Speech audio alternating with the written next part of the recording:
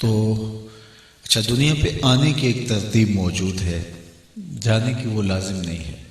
پہلے باپ آتا ہے، پھر بیٹا آتا ہے، پھر اس کا بیٹے پوتے آتے ہیں، لیکن دنیا سے جانے کی یہ ترتیب لازم نہیں ہے کہ پہلے باپ ہی جائے گا۔ بسا اوقات ہم دیکھتے ہیں بوڑھے باپ کو جوان بیٹے کی میت کو کندھا دینا پڑ جاتا ہے۔ تو یہ اللہ تعالیٰ ایک نظم ہے۔ اچھا، آپ ذرا اس کائنات پہ غور کریں تو اللہ نے بہت ساری چیزیں ایک دن ہی، ابتدا میں ہی، آغاز میں ہی پیدا کر دی اور قیامت کے دن انہیں فنا کر دے گا۔ اسی طرح آسمان ہے، اللہ تعالیٰ نے ان کو بنایا، جو بنائے جانے تھے بنا دیے گئے۔ زمینیں ہیں، بچھا دی گئی۔ پہاڑ ہیں، زمینوں پر نصب کر دیے گئے۔ جتنا پانی تھا، سمندر تھا، پیدا کر دیے گئے۔ اور قیامت کے دن سمندروں میں آگ لگ جائے گی، آسمان لپیٹ لیے جائیں گے، زمین برابر کر دی جائے گی، پہاڑ روئی کے گالوں کی طرح اڑتے پھریں گے۔ جس طرح مختلف یہ بڑی بڑی مخلوقات اللہ نے ایک بار ہی پیدا کر دی اور ایک بار ہی ان کا نقطہ انجام ہے، تو انسان کے لیے بھی یہی ضابطہ ہوتا کہ جتنے بھی انسان دنیا پہ آنے تھے ایک بار آ جاتے اور قیامت کے دن کو سمیٹ لیا جاتا، لیکن ایسا نہیں کیا۔ اگر ایسا کیا جاتا تو بہت سارے لوگ موت کا ہی انکار کر دیتے۔ اور آج ہر مسئلے میں اختلاف موجود ہے، لیکن کوئی دھرم، کوئی فرقہ، کوئی گروہ، کوئی مذہب، کوئی مسلک موت کا انکار نہیں کرتا۔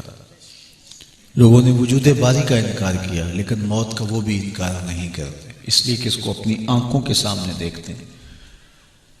قافلہ حیات سے بچھڑتے ہوئے لوگ ہم خود اپنی نگاہوں سے ان کا مشاہدہ کرتے ہیں، ہم سے جدا ہوتے ہیں، ہم خود لوگوں کو لحد میں اتار کے واپس پلٹتے ہیں۔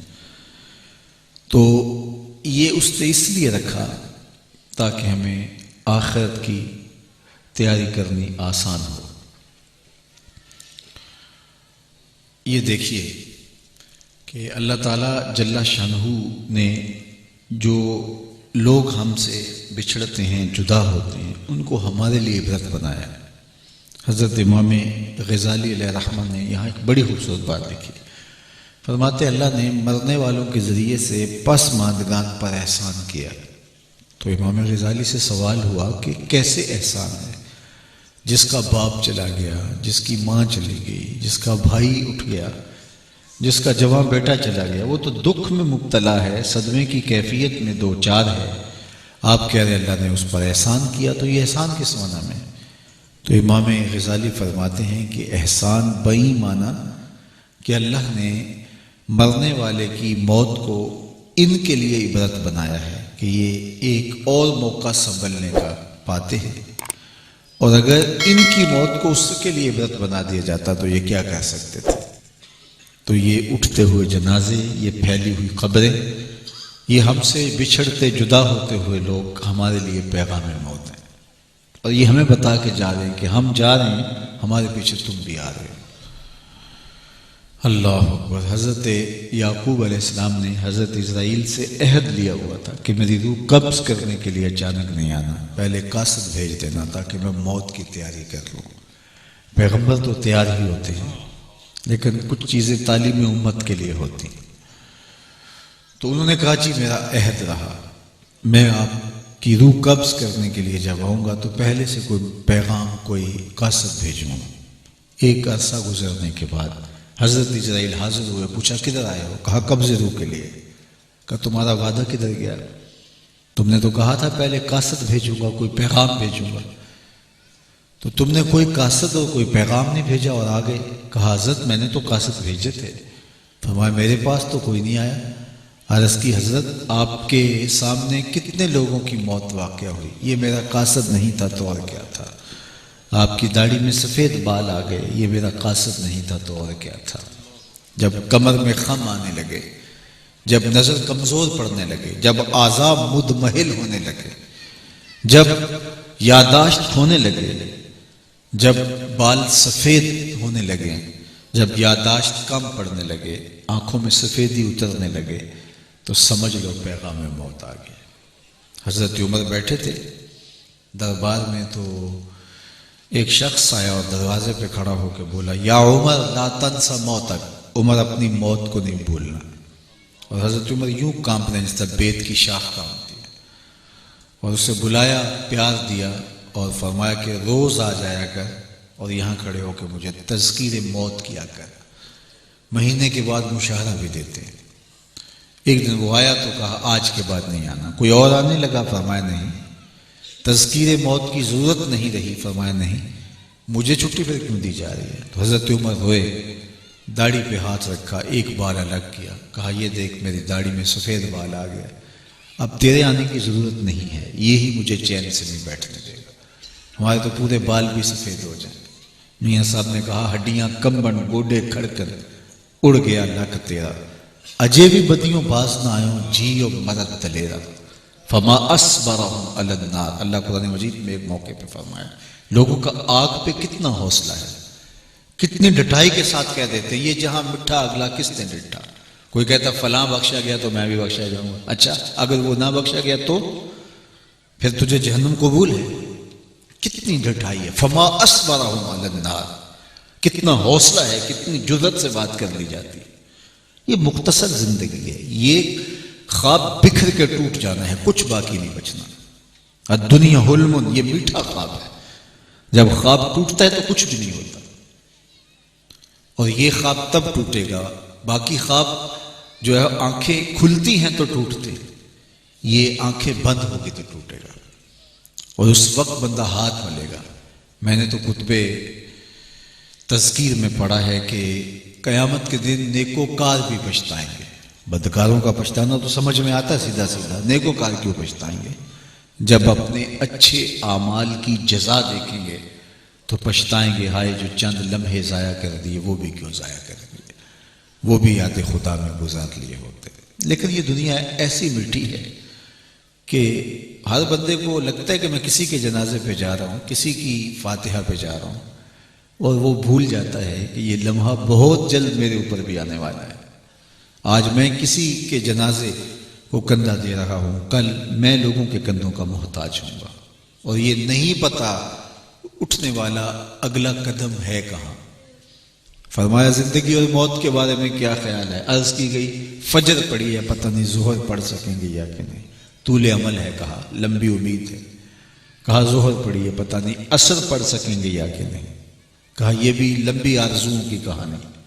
ایک بولا عصر پڑھی ہے، پتہ نہیں مغرب پڑھ سکیں گے یا کہ نہیں، ایک بولا ایک رکعت پڑھی ہے، پتہ نہیں دوسری رکعت بھی پڑھ سکیں گے یا نہیں۔ کہا یہ سب تمہارے منہ کی باتیں ہیں، میں تو کہتا ہوں ایک طرف سلام پھیرا ہے، پتہ نہیں دوسری طرف سلام بھی پھیر سکیں گے یا نہیں۔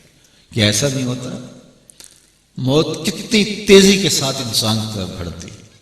ہم کہتے ہیں تم اس کی موت کی خبر سنا رہے ہو، میں تو ابھی اسے سبزی والی دکان پہ دیکھا تھا، لیکن جب موت آتی ہے تو ایک لمحے کا تقدم اور تاخر نہیں ہوتا، سارے کام وہاں دھرے کے دھرے رہ جاتے ہیں، اور موت وجود سے روح چھین لیتی ہے۔ تو قبل اس سے کہ وہ وقت آئے، کوئی حجت نہ رہے، مجھے اور آپ کو اٹھتے ہوئے جنازوں سے، پھیلی ہوئی قبروں سے کچھ عبرت لینی چاہیے، اور اپنے اعمال کی درستگی کے لیے کوشاں ہو جانا چاہیے۔ اصل زندگی آخرت کی زندگی ہے۔ میں اس دنیا کی زندگی کا انکار نہیں کر رہا، لیکن یہ دنیا کی زندگی آخرت کے لیے بوائی کا موسم ہے، آخرت کٹائی کا موسم ہے، یہ دنیا بوائی کا موسم، اسے آخرت کی کھیتی کہا گیا۔ اور بوائی کے موسم میں جو کسان مٹی سے مٹی ہو جاتا ہے، سحری کے وقت اٹھتا ہے، ہل چلاتا ہے، بیج ڈالتا ہے، پانی دیتا ہے، سہاگا لگاتا ہے، جڑی بوٹیاں تلف کرتا ہے، کٹائی کے موسم میں وہی فصل اٹھاتا ہے۔